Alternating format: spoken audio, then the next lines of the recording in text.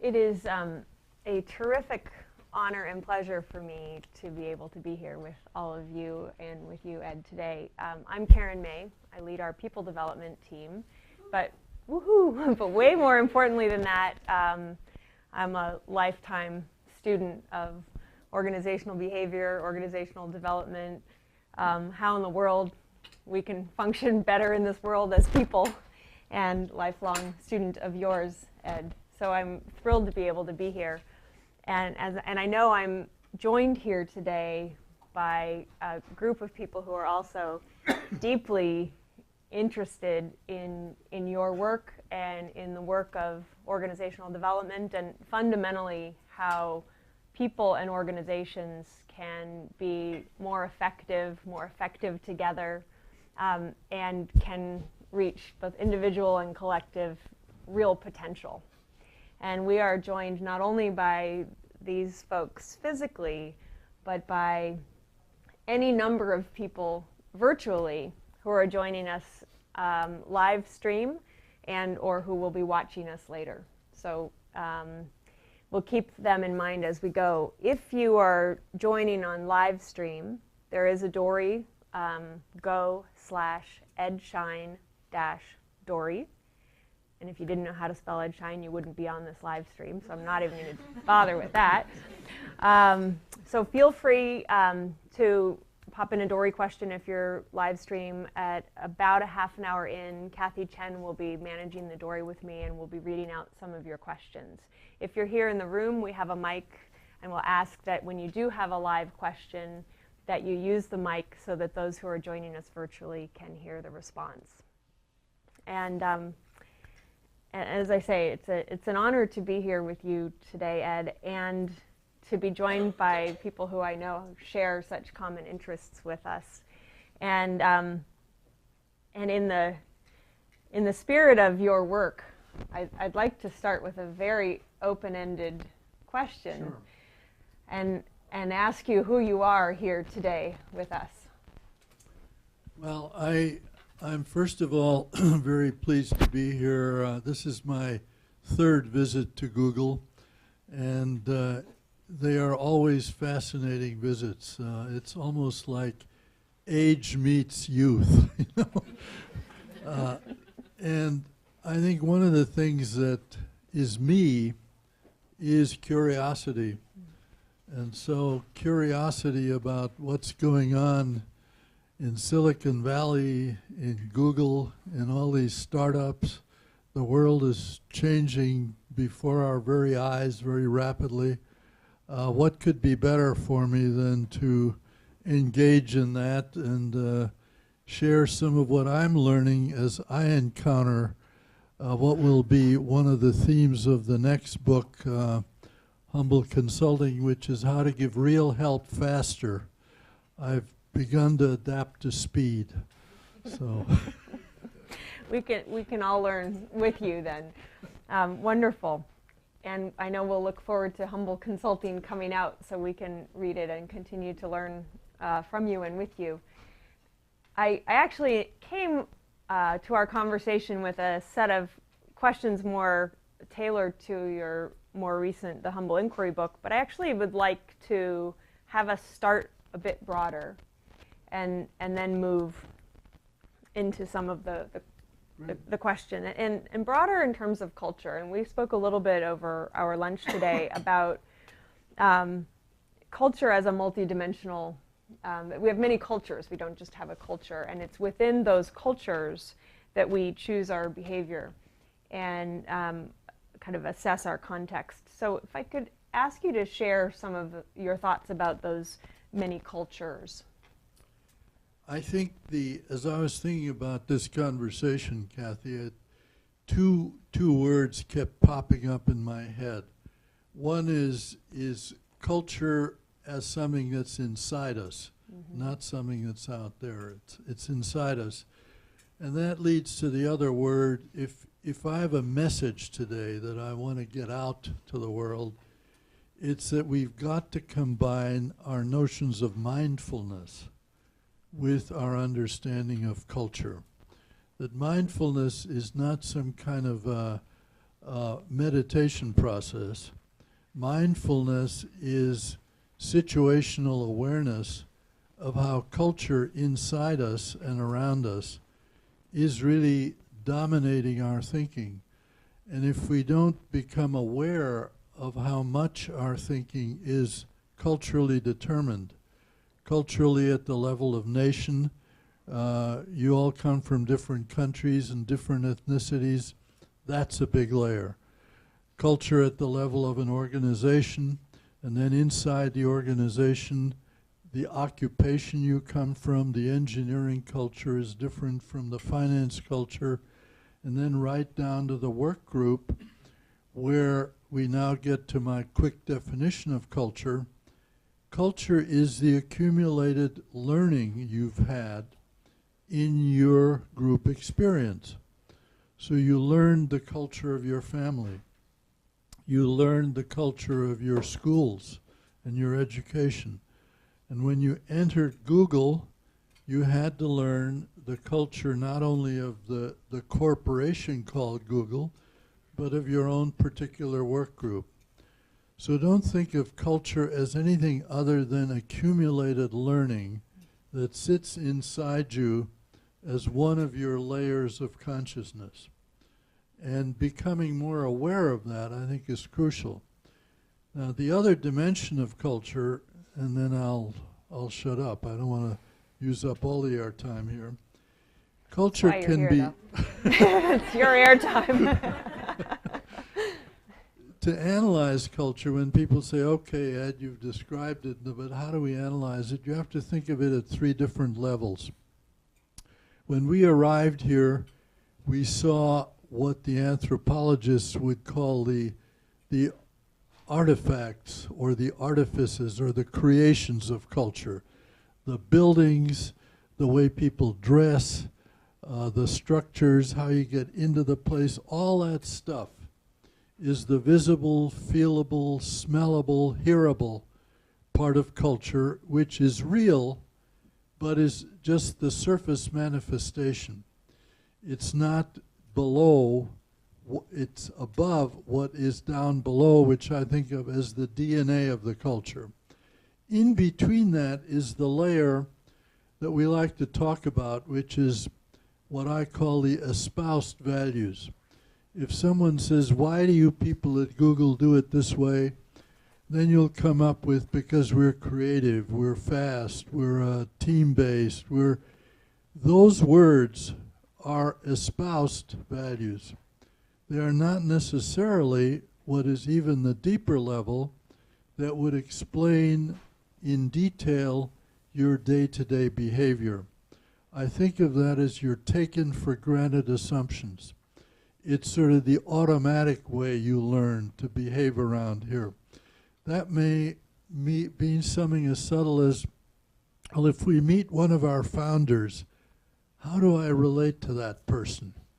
You know, you're not necessarily going to learn that from the espoused value level. You're going to learn that from observing, by talking to older employees and say, you know, how do you really handle it when you get nervous in your group meeting or when you think it's too competitive and it's not supposed to be? That's the DNA of the culture, and that will reflect the US culture, the management culture, broadly speaking, and then the corporate culture of Google and your own department. So what we need to get conscious of is that deeper level. It's not about, is it a nice place to work? It's about what's the deeper reality of what it means to work here and how you get along. Mm-hmm. So culture and mindfulness are, in that sense, my key messages.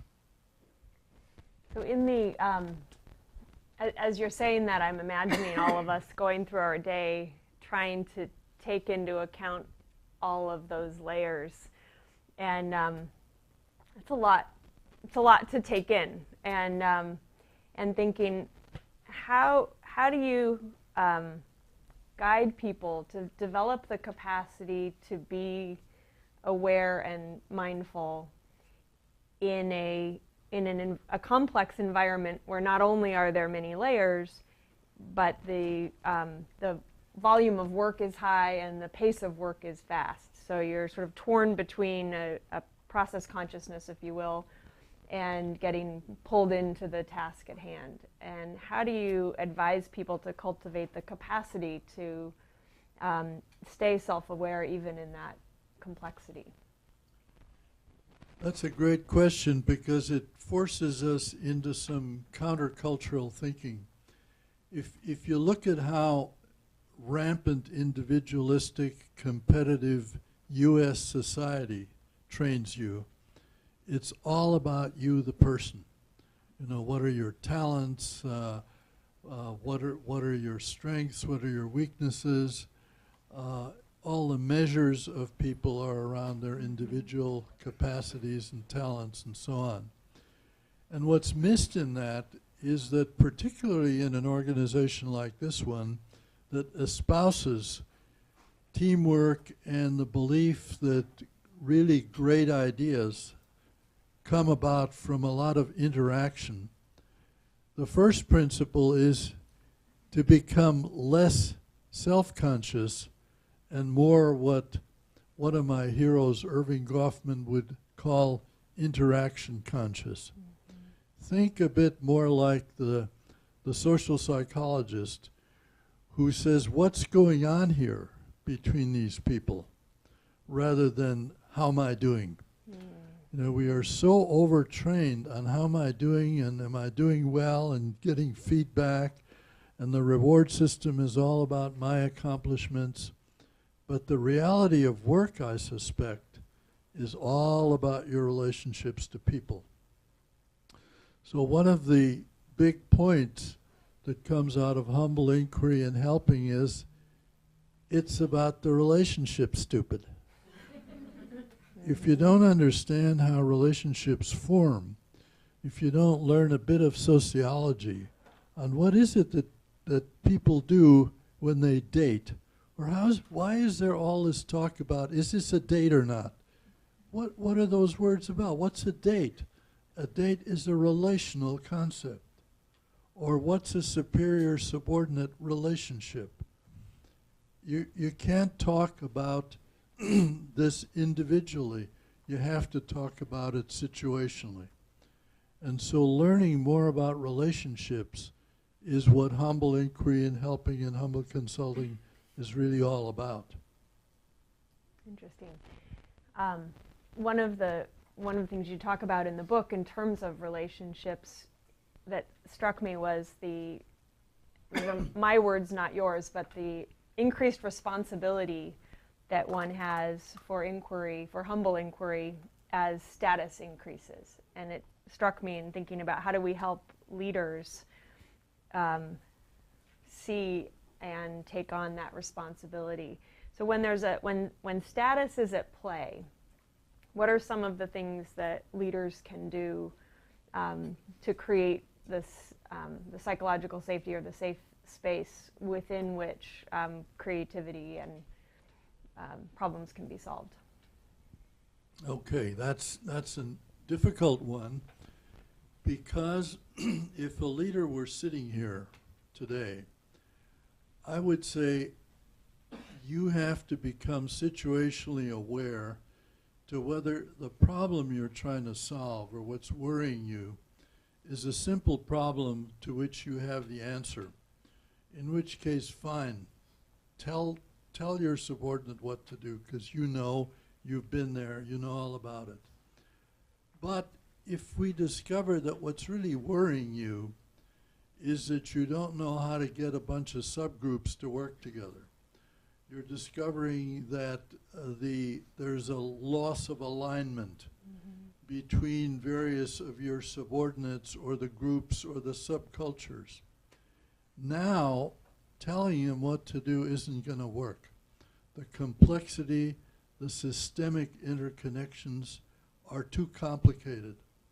So you have to get past thinking that you know what to do, accept your ignorance, And that's where the word humility comes in. Humility is acknowledging that there are some things I don't know how to do, or there is some bit of knowledge that I don't have. Now, we've projected this on the senior leaders, but it applies to everyone in this room.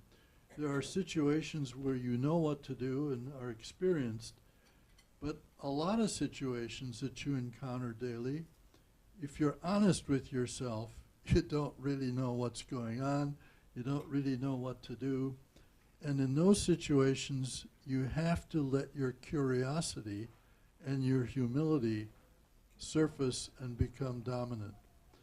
Humble inquiry is the acknowledgement that sometimes the other person, whether it's a subordinate or a boss or a peer, knows something that you need to know in order to accomplish your next task. So it's probably the most practical suggestion we can have in a complex world, is to get curious and ask questions. Don't think you already know, because chances are, if it's complex, you've probably got the wrong answer. It's interesting as you're saying that, and I'm thinking, as I imagine some of you are, about contexts in which on our best days we could be curious and ask questions. And on some days, either we feel we have to prove ourselves, or we feel it isn't, there isn't time for asking questions. And so let me push this a step farther and say, if I know intellectually, the best thing to do is to be curious and ask questions and acknowledge externally what I know internally, which is I actually don't have all the answers. How do I train myself to do that in circumstances when the cost of admitting ignorance feels high, or the cost of taking the time feels high? So if I kind of know it's the right answer, are there things I can do with the group or to train myself? How do we help people push through with that behavior change, even when the conditions feel difficult for that? I don't know whether this is easy to do or not, but two thoughts occur. One is to become more personal, which is paradoxical. I think society trains us to be mostly transactional, particularly in business. You know, you're supposed to have professional relationships, and professional distance is good. The therapist is not supposed to sleep with the patient. That's bad. But we then also apply it to fraternization in the military. The officers are not supposed to fraternize with the troops. So we have this huge managerial overlay that stay transactional. And again, in a simple world, that's probably okay. But the minute things get complex and interpersonally diffuse, transactions no longer work. You have to somehow acknowledge that this is now personal. 2 or 3 of us are competing, and this doesn't feel good, and I don't know what to do about it. The first thing is to acknowledge to yourself that this is personal, and maybe the best thing to do, and that's the other point, is to go to process rather than content. Rather than say, okay, it's personal and I'm going to show this other person that I'm brighter and smarter, so I'm just going to argue even more. Or I might say, God forbid, why are we arguing about this? Is there some common element here? And that means, am I putting my career in jeopardy by not winning? And I think we have to ask, that's a tough question in your environment. Is it better to win, or is it better to personalize and build relationships where collectively we end up with a better solution? But God forbid, I might not get all the credit. I don't know the answer to that question. embedded in your culture. But I'm suggesting you have the choice of not content competing and saying, no, let me prove to you why my idea is better. Instead saying, wait a minute, why are we competing here? And maybe we should look at the two answers and how they combine. Or are you as uncomfortable as I am about how we're arguing here? Personalization means exposing the process of what's going on between us. And I would think in this kind of organization that espouses teamwork, that's a very natural direction for you to go, is to get more personal rather than more argumentative. And to let competition go in the interests of better solutions and better answers, and hope that the people above you recognize the value of that. But it's a personal decision. If you end up with a boss who only likes winners, then you're stuck. And if you really believe this alternative way might be better, then find another group. Because I think the US managerial culture is hooked on winning and competition, and it's all about the individual. So I'm very aware, as the book Humble Inquiry must leak out, I'm very critical of competition and rampant individualism brought inside an organization. That may be great for capitalism writ large, but I think it's a disaster when you bring it inside an organization and have what this one executive once said to his subordinates. This was the CEO who said to his VPs, now I want you all to be a team. This is a team process, but don't forget for a minute that you're all competing for my job. Now, how are you supposed to Right, which message was louder? Yeah, very interesting. Well, I want to go two directions with what you said, so I'll go one and then the other. And one is triggered by some of the questions that some of my colleagues I know were interested in, which is for those of us who are women, some of what you're suggesting can feel even harder. And do you have any particular advice for women to be able to follow that kind of inquiry path without falling into a process stereotype or a less competitive stereotype? Okay, I'm going to pick you up on one word, Kathy. I don't, what? All right. Kathy, Karen, I'll answer He's to my anything. Kathy, I'll take it as a compliment. I don't give advice. Oh, man, okay. But you've triggered some thoughts. I think it is alleged, and you'll have to tell me whether this is changing with millennials and so on, that women really do learn to be more relational from the outset, particularly if they become mothers and find that you cannot deal with children in a transactional way. It gets acutely personal. And so the skills that women bring that are relational should, in principle, make a woman-run organization different. But I'm not sure whether that happens. I think the managerial culture is a male-originated dominant culture. And I think a lot of women feel that unless they give up their feminine skills and adapt to the masculine competitive environment, they're not going to make it. So I see it more as a dilemma. I do think women bring something different, but whether they can actually exercise it effectively in a traditional organization is a real question in my mind. And I've seen good examples and bad examples. And that's why there's no relevant advice except be yourself and figure out what's better for you if you're a woman, to play the male competitive game, or to say, I'm going to do this thing differently.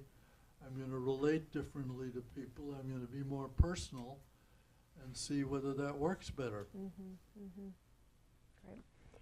So the other direction, your earlier comments about kind of culture and what's happening here triggered for me was, again, something that we spoke about quite briefly, which was the observations you have on the kind of the what happened to the Digital Equipment Corporation. And I wonder if you could share with us a couple of the lessons that you would hope that we as an organization might learn from DEC rather than having to learn it ourselves. That's that's a very important part of my life. I somehow managed, because I was an MIT professor, to be accepted by Ken Olson, the founder and president of DEC, as a consultant, because he was a true engineer, but because of that, he said, we probably aren't so great at communication in groups, so why don't you come and sit in? That led to 25 years of consulting, watching DEC grow and become the #2 computer company in the world, behind IBM, and in the late 80s, level off and decline until it got taken over by Compaq. So I ended up actually writing a book which I recommend to you called DEC is Dead, Long Live DEC. Because during its heyday, during its successes, DEC believed itself to be the most creative, the most fun, the most exciting company in the world. And if you talk to ex-DEC people, they will say those were the best years of my life. It was fabulous. So how is it possible that that could all go wrong? And the metaphor that really struck me most was that when DEC was young, it was a bunch of creative engineers creating a whole new industry. What could be more exciting than that? That sounds a little bit familiar with early Google, doesn't it? That's a wonderful time to be, and at that point, everyone is creative, everyone is valued, ideas are what it's all about. But you then produce some products, and lo and behold, they're successful. Wow. So now you get promoted, and now you have a bigger organization, and at the same time, you yourself age.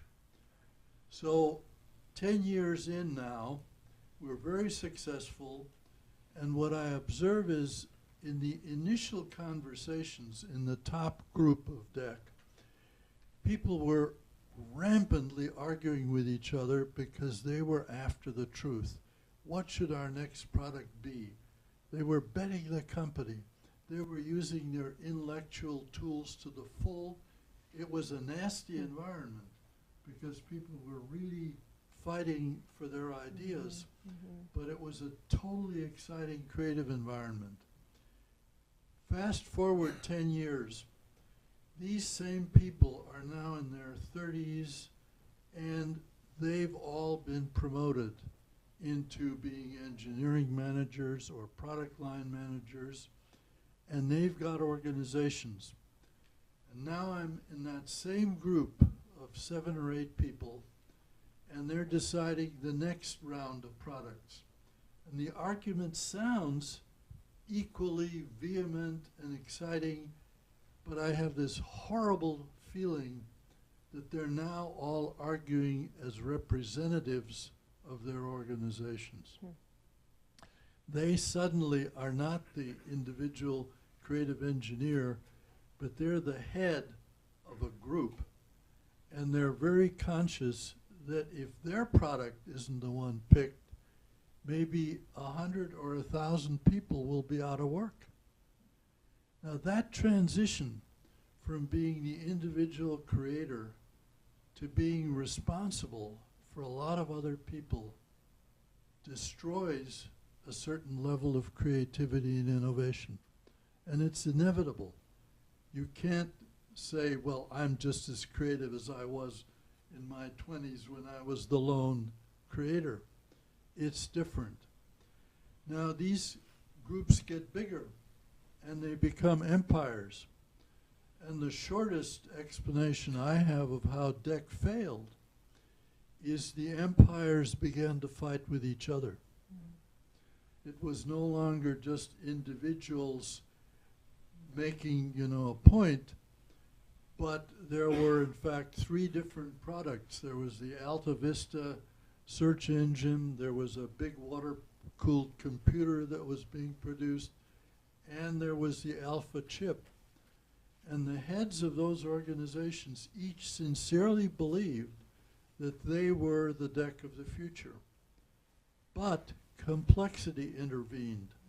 Each of those 3 were no longer simple products. They were now very complicated technologies, required more resources. And the environment was saying, you've got to focus. You can't do it all anymore because each project is too complex.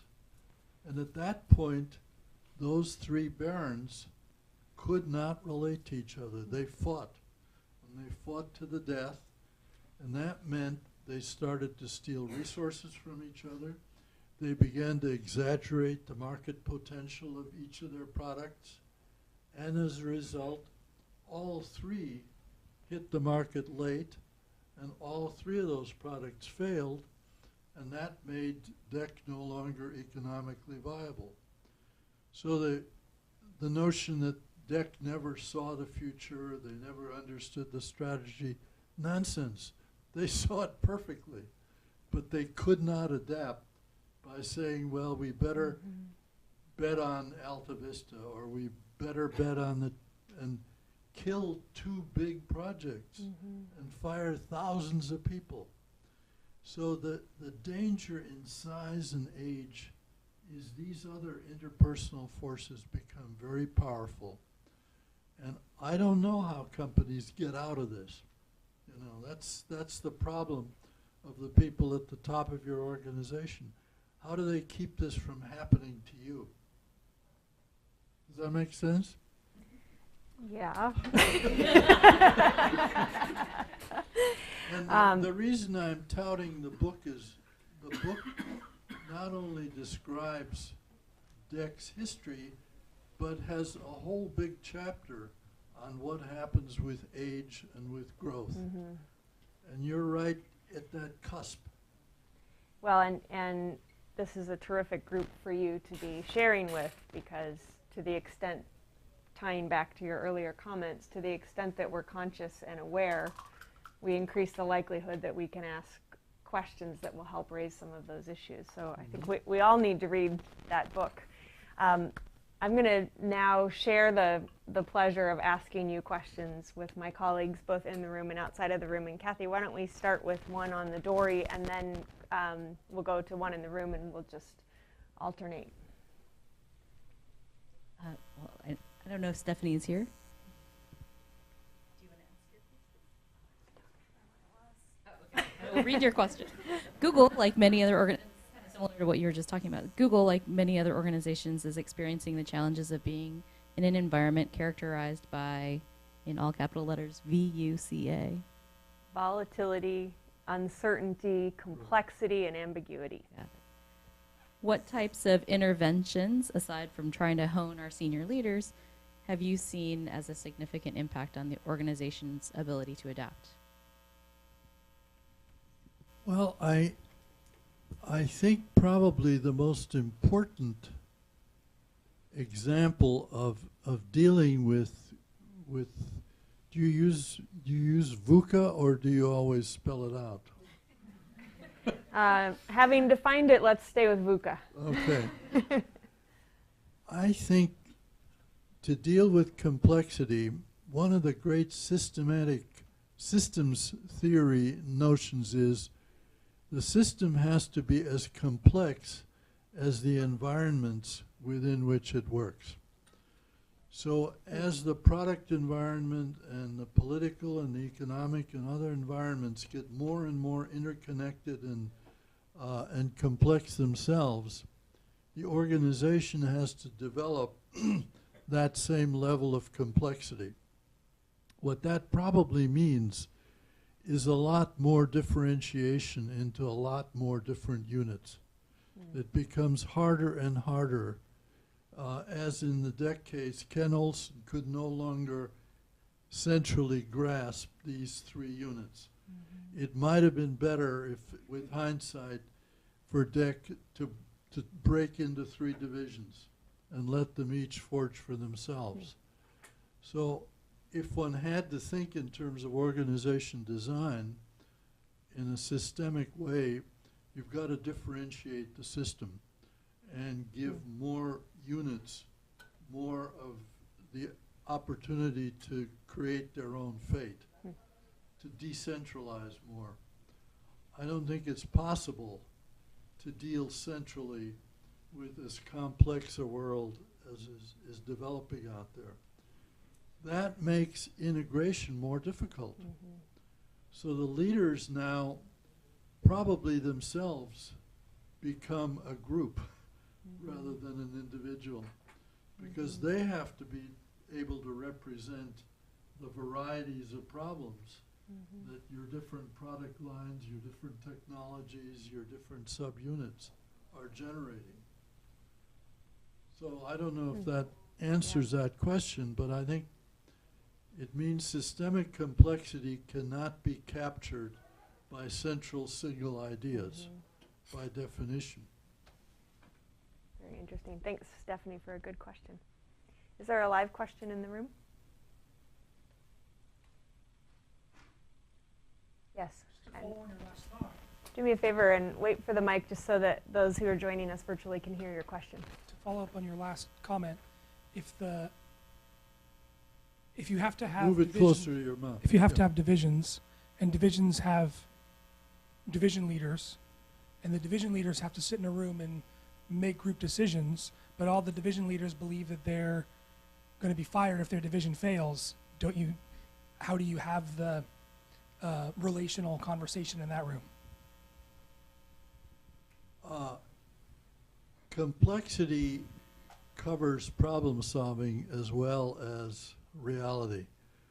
I think the other company that I was consulting with at the same time as DEC was Ciba-Geigy, which was a big chemical giant that had to face the loss of the chemical sector, basically. Chemistry had been overproduced and gradually turned themselves into a pharmaceutical company, and that became part of what is today Novartis. So I saw them struggling with how does one destroy a whole sector of a business. And what they did was they did it in as human a way as possible.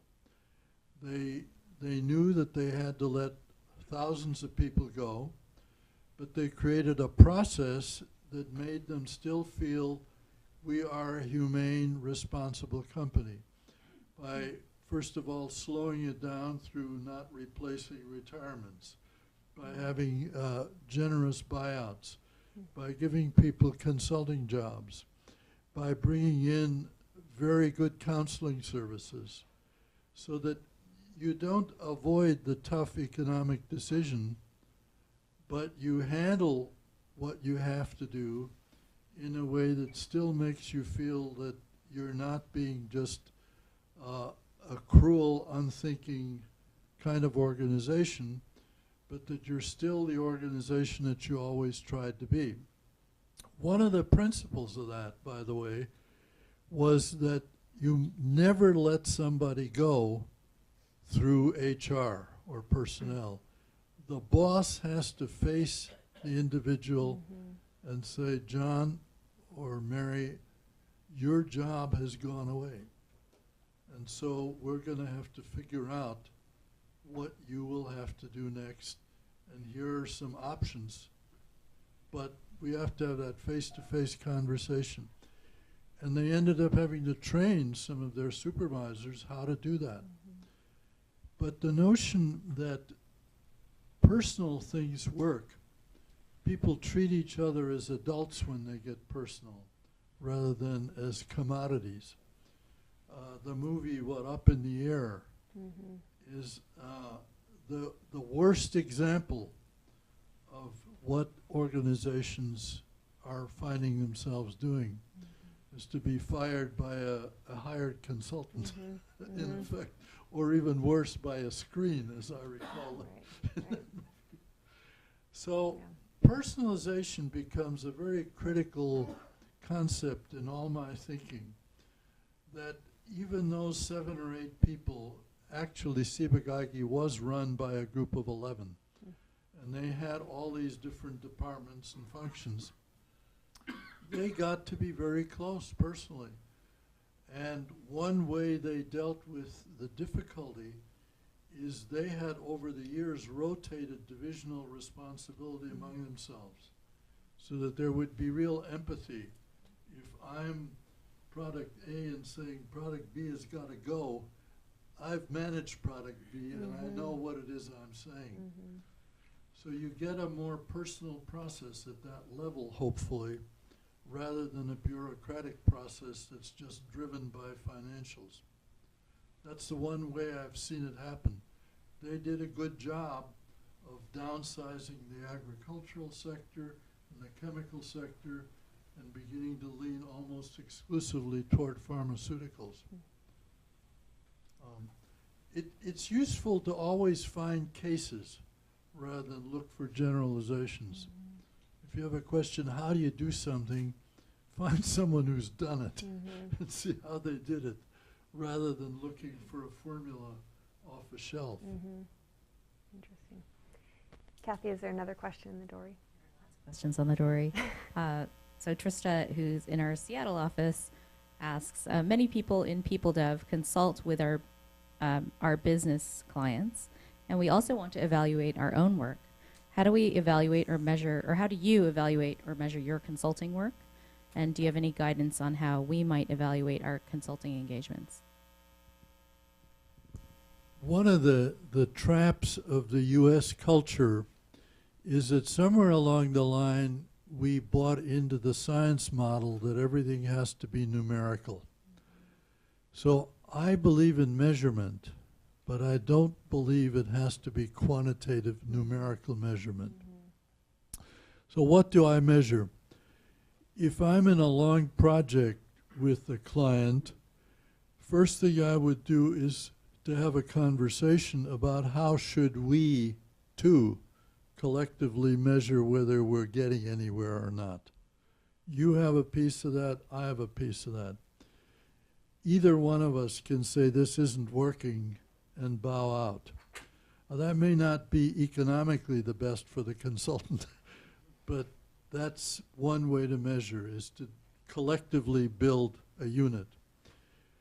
In my more rapid kind of consulting, which I've found myself doing much more out here, which often is just 1 hour or a long lunch, and I feel that something has been accomplished, I very much go by whether at the end of that lunch or the end of that hour, we're both feeling good and both think this has been helpful. And if the client is just saying, well, yes, that's been very helpful, I can tell by the tone of voice that this has not worked. But if the person goes away from that hour and saying, gee, that was fun, you know, that was good, that's enough of a measurement for me that this is working. So it goes back to situational awareness. I think we evaluate moment to moment. And in this next book, Humble Consulting, I'll talk a lot about how these things have to be measured from the moment of initial contact. We don't scout and analyze and diagnose and then figure out what to do. The moment I'm with a client, I'm doing. I'm in it. And I evaluate moment by moment whether this is a good conversation. I have to work that way all the time. When we sat down for lunch, I have to ask myself, is this lunch working? Are we getting connected? So I put the measurement evaluation process in the here and now, because it's quite possible that we will work for a couple years on a project and the numbers won't reflect anything. Does that mean it's been a failure? People ask me, well, you consulted for digital for 25 years and they went under, so you must not have done your job, right? So my fellow consultants and I, and there were many other consultants at DEC, figured out what the correct answer is to that challenge. The answer is, if we hadn't been there, they would have gone under much sooner. That's great. Well, I actually, in all truth, imagine that the people you taught while you were there, whatever they went on to do afterwards, were richer and more aware people than they would have been had you not been there. That's my assumption. Is there another live question in the room? Yes, great. Mic is on the way. So you've given great advice for larger organizations. Does your advice change at all for the budding entrepreneur? Because the Valley is full of, as well, folks that are thinking of going out there and starting their own thing. Okay, back to I don't give advice. But I think I would take that on a personal basis. I would want to know what is that person trying to do and what's worrying them, and not to assume, again, that there is a formula for what young entrepreneurs should do. One of the biggest aspects of that is the changing technological scene. I gave talks to young entrepreneurs in the 60s, and they were all building stuff. They were making other kinds of computers and so on and so on. And I noticed that when the software world began to infiltrate and take over, those questions changed. It's no longer a matter of a little shop where you build something. It's now suddenly a different kind of intellectual enterprise. And you're now selling ideas or something entirely different.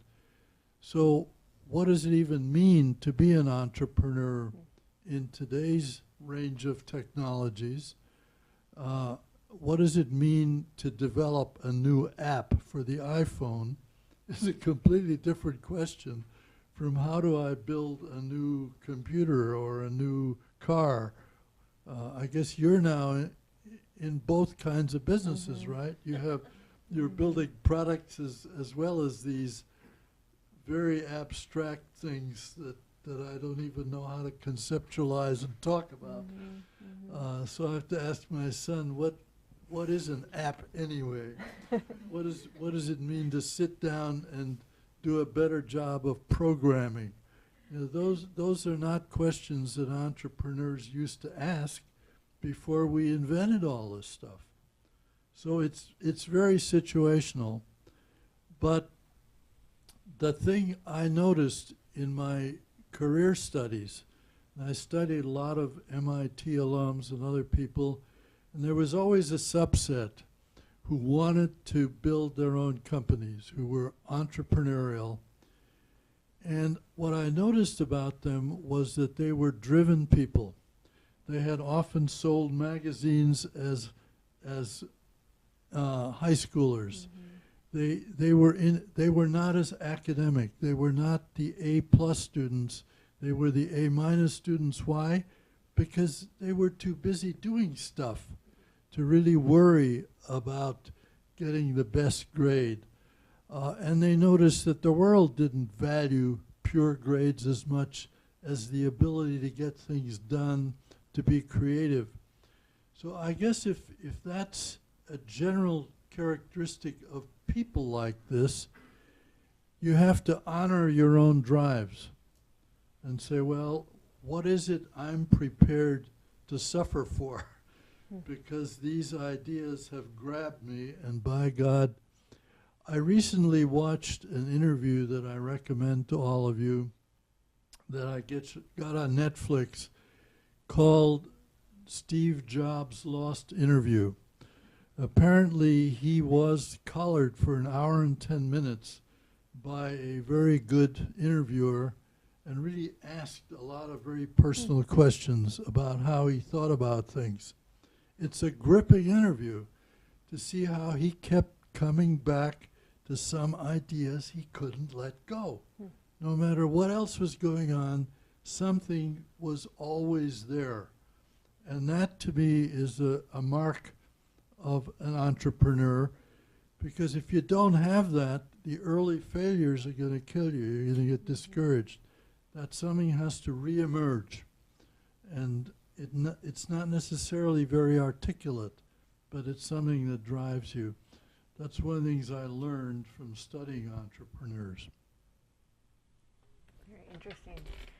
Kathy? Do you have a follow-up question, or do Go ahead. you want to answer?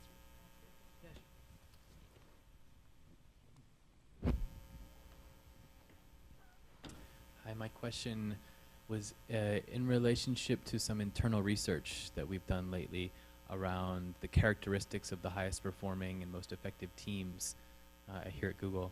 And so I was just curious, in your career, some of the things that you've come up with, you've seen that exhibited by the most effective teams that you've worked with. There's a lot of research on that, and I think a lot, again, depends on what they're doing. You know, one of the earliest studies of leadership was done way in the 50s on basketball teams, where you had a very clear criterion of whether you win or not. And at that point, one of the interesting findings was that the winning teams had leaders who were clearer about the difference between my best people and my worst people than less effective teams who had leaders that said my people are more or less alike. And that's an interesting bit of research that may not apply to research teams, but it does connect with Steve Jobs, who kept saying it's all about the A players. And if you're not an A player, I don't want you on the team. So this notion of knowing who has really the talents for the particular tasks, maybe one characteristic. But from my point of view, an even more important characteristic is the ability to become a team.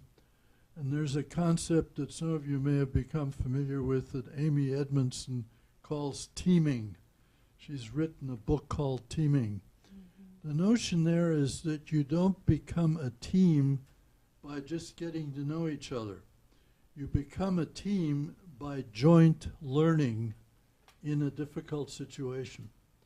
When a group of people who may think of themselves as a team suddenly have to face a new challenge that none of them have separately faced, and they have to learn together, that forces a level of personalization that may not have been there before. And that will be crucial to better performance at a later time. So if I were managing teams, I would probably invent problems for them that force them into joint learning, because I couldn't assume that just because they've been together and they say they like each other, that's not enough. It has to be joint learning that really creates a team. Those are the things that surface for me. You would be interested, I think, to know the study that Adam is referring to found that the variable that that most indicates the team will be effective is psychological safety. And that felt, as I was reading Humble Inquiry, certainly felt like a precondition for inquiry to exist. Were you familiar with Amy Edmondson's work on this? Yeah, because she's made a huge issue of psychological safety, and that that goes back to my earlier stuff on psychological contract. That that surfaces that any time we're in a work relationship, and this could be applied to team members, what's the contract you have with your team members? And does it include that I can be totally me, or do I have to play a certain kind of a role? And certainly psychological safety would suggest that you want to lean toward making it as personally possible to be yourself. And if you're the leader of the group, to go heavily into creating an environment where people will feel safe. To me, that's one of the biggest pathologies in the US system, is that managers have the notion that if you're a responsible subordinate, you will tell me what's going on, instead of realizing that unless I deliberately create psychological safety for you, there is no particular incentive for you to tell me what's really going on. So as a boss, you have to really create that environment. You can't assume it. Yeah, very interesting. So many lessons here for us as an organization, and I can't help but finding my mind going also to what's happening in the world. And these lessons feel so relevant across the globe, but we don't have time for world peace or politics today, I'm afraid.